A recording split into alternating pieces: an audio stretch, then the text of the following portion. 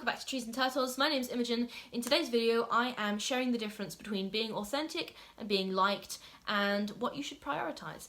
If you're not already subscribed, make sure to do that, give this video a thumbs up, follow me on Instagram, and let's get started.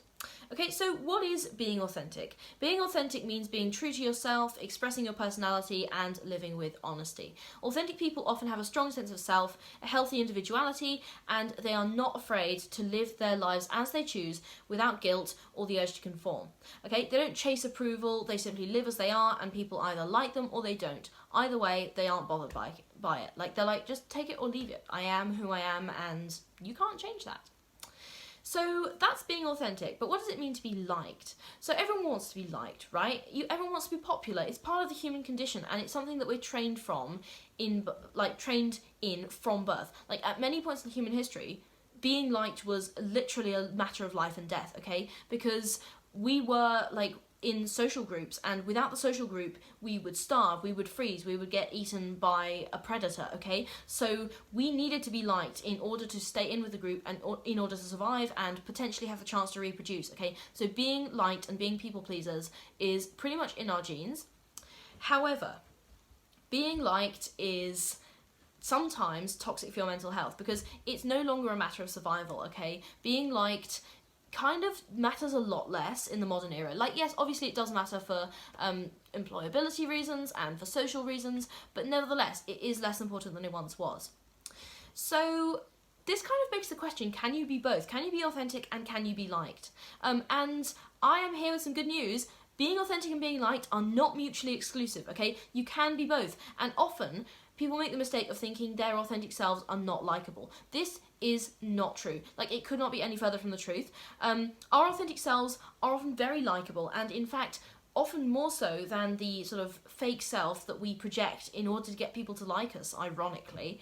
And we don't recognise this inherent likability that we have in ourselves, okay? We often assume people won't like us as we are, so we create, like, presentable versions of ourselves to show to the outside world, when we would actually benefit a lot from showing up authentically. So if you can be authentic, being liked will follow, okay? When you start showing up authentically, your friendships and relationships improve, people trust you more, and you start enjoying life more because you're actually doing what you want to do rather than what you think is going to make you well liked. And, you know, in this journey, sometimes people won't like you, but that's good because you're being authentic and you're going to attract friends and partners and people around you who actually like you for who you genuinely are, okay? So being authentic, sometimes people will dislike you for that, but they are not your people, okay? So being authentic gets you liked by the right people faster. Does that make sense? I hope it makes sense.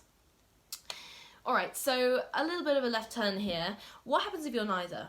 You're not authentic and you're not liked, you're not popular, okay? That sounds like it sucks. So what do? Sometimes we're afraid to be authentic in our lives and we often feel disliked as well. This is literally the worst of both worlds. So how can we deal with it? First of all, you have to start being authentic in small and low-risk ways. Maybe start by doing the hobbies that you want to do rather than the ones which you think will make you look cool. If you feel disliked by your social circle, showing up authentically will let them know exactly who your real friends are. Exactly who your real friends are. And this is an important process, okay? Losing people hurts, but ultimately is the right thing if they're not supportive, and it enables you to move on and find your people all the faster. Literally what I was just saying in the last point as well. Often, once you start being authentic, your social circle will select itself and you will start being liked. Okay, people often think you have to choose one or the other. Absolutely not true in the majority of cases. But sometimes we are in the minority of cases. So what happens when you have to choose between being authentic and being liked, okay? Sometimes you are in a situation where you have to choose. Maybe you're in a team where you need to put on a personality which doesn't align with your authentic personality in order to get stuff done. This might be at work, in a volunteer position, or in any other area of your life, okay? This can be really hard, but if you have to be inauthentic in some way, remind yourself that it's for a limited period of time, okay? Alternatively, you can be authentic and accept that you'll be disliked. However, sometimes these people provide an important perspective and they're respected even if they're not widely liked. So, you know, that person who stands up in a meeting and says, I think we're taking the wrong approach to this. People might not like them, but they will respect them for having had the courage to say that. Okay, and sometimes you're right, and then you will be loved by everyone. Often that doesn't happen. but having the courage to actually be authentic and say what you think can earn you a lot of respect from people.